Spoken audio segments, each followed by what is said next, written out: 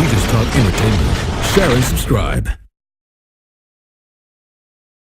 Hey guys, welcome to Entertainment Talk Nation. This is Rob. This video, we're going to do my review for The Flash, episode entitled Plastique. Once again, a very solid episode. I was so upset last week when I was watching it and I'm like, it's a repeat. But nice to be back on to new episodes. And once again, I mean, this show continues to just be enjoyable to watch for me. Like, I find myself smiling a lot. Like, when he ran up the side of the building, to me, that was just freaking awesome. And I'm just sitting there like a big kid, like, wow, that's awesome. But yeah, I mean, continue to see metahumans coming out. We know that a couple of weeks ago we got Captain Cold, and we know now that more or less is probably going to be a consistent villain he's going to have to deal with. This week he dealt with a metahuman that wasn't necessarily evil, which is a good change. You know, not all metahumans should all be evil. I think I like the fact that this metahuman was very conflicted. She obviously had rogue syndrome, which I'm calling it. She couldn't really touch people. Instead, obviously, of taking people's powers like Rogue does, she causes people to explode or causes objects, whatever she touches, to explode.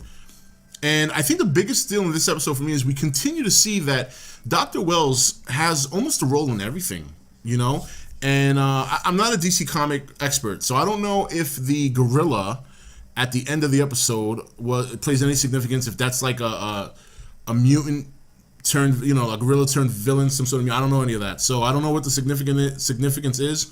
I'm sure the show will obviously educate me on that, but not to right now. I don't know. I don't know if there's other people who might know. I don't know if it's comic book related, but I'm sure some of you guys let me know in the comments. But you know, again, it's one of those things where, you know, this is something he's constantly going to have to deal with, other metahumans. In this particular case, now we have to wonder if the sergeant, or rather, I shouldn't say sergeant, I think it was a general, and it was so awesome. I don't remember the actor's name, but every time I see him, I always think of Starship Troopers, because he was so awesome in that movie. Medic! Every time you heard somebody, he called him medic. It was great. But it was nice to see him in the show, and I'm hoping he's at least a regular. Not someone we'll see all the time, but, you know, he's still alive. He's still in the, I think he's still going to be in the fold. He may or may not be, who knows. But if he is, it won't be disappointing, that's for sure. I like him as an actor. He's always, every time I have seen him play whatever small roles he's played throughout his career, it's always been very good. So I'm hoping he's there for a little bit longer. You know, the interesting development between Iris and Barry is now it's taken a turn where he's going to, pretty much sounds like he's going to be avoiding her. And, you know, I kind of was hoping he would tell her at the end, because, you know, she is going to draw unwanted attention towards herself if she continues writing about him. Because, you know, if he runs into any villains, or if Captain Cold's a good example. If Captain Cold happens to catch whim of her blogs, he may very well try to, you know, go after her or see if she knows Barry.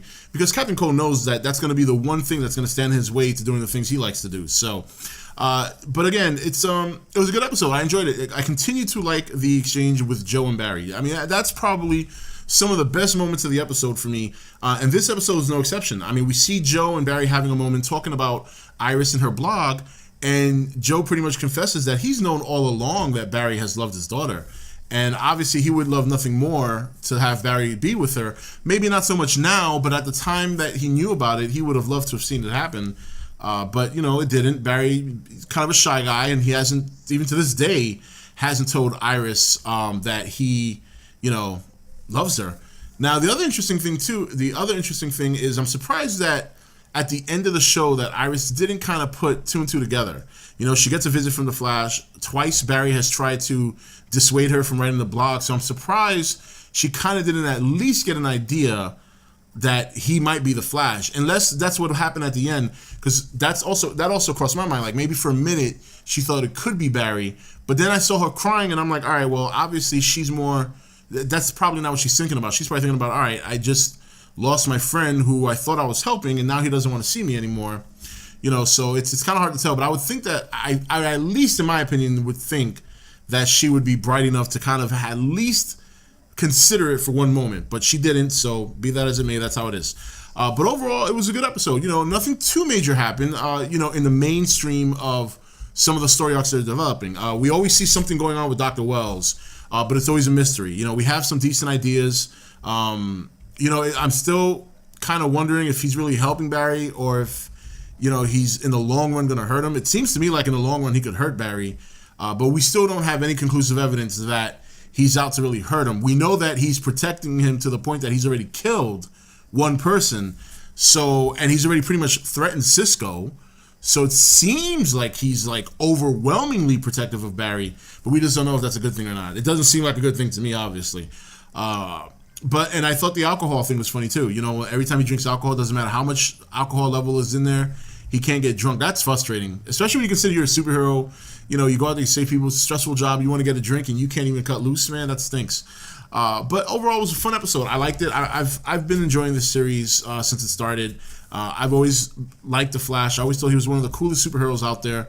And this show is just delivers on a lot of elements. It has obviously the good Flash moments, the action moments, the stories developing into something that's pretty good and mysterious. We do have a primary villain on the field that we're not going to see all the time, but we know he's out there and we know he's going to play an important role.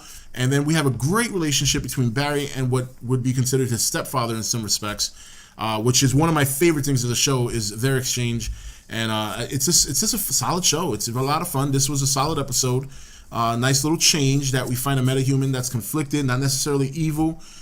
She doesn't want to hurt other people. She just was trying to look for her way, and it's unfortunate she died. But the water scene was cool too. Running on the water, that was awesome. And yeah, I mean, what else is there to say? It was a solid episode, and obviously, I'm hoping that maybe next week looks really good. Did you see the coming attractions for that? Oh my God, he punches that guy and his arm breaks, and the guy looks like he's going to be Colossus. I mean, not that he's going to be Colossus. He can't be Colossus. Colossus is Marvel, but a very Colossus-like character. So I don't know. Again, not a DC expert. I don't know if that's a DC influenced character or if it's something original. So, but either way, it looks very good. So, but yeah, that's it. That's it for this video, guys. So what did you think about this episode? It was pretty solid. Highlights for me were primarily the exchange with Joe and Barry, the exchange with Iris and Barry as well, or as the Flash, but trying to put that under control. And I thought it was a nice twist that we got a metahuman that wasn't necessarily evil, and it was very good to see that veteran actor, whose name I can't remember at the moment. I'm sure somebody in the comments will mention it. But he's been in tons of movies, including Starship Troopers, and he's just fun to watch when he's on screen. He's real fun. So, anyway, guys, that's it for this video. This is Rob signing off for ETN, where we don't do news, we just talk entertainment. Take it easy. Thank you for watching ETN. Don't forget to comment, share, and subscribe. Join the nation's Facebook page to meet other subscribers or visit ETN's Facebook page and Twitter page. Links for all are in the description. You're watching ETN, where we don't do news, we just talk entertainment. Share and subscribe. Hey guys, welcome to Entertainment Talk Nation. This is Rob. This video, we're going to do my review for The Flash, episode entitled Plastique. Once again, a very solid episode. I was so upset last week when I was watching it, and I'm like, it's a repeat. But nice to be back on to new episodes. And once again, I mean, this show continues to just be enjoyable to watch for me. Like, I find myself smiling a lot. Like, when he ran up the side of the building, to me, that was just freaking awesome. And I'm just sitting there like a big kid, like, wow, that's awesome. But yeah, I mean, continue to see metahumans coming out. We know that a couple of weeks ago we got Captain Cold, and we know now that more or less is probably going to be a consistent villain he's going to have to deal with. This week he dealt with a metahuman that wasn't necessarily evil, which is a good change. Not all metahumans should all be evil. I think I like the fact that this metahuman was very conflicted. She obviously had rogue syndrome, which I like. I'm calling it. She couldn't really touch people.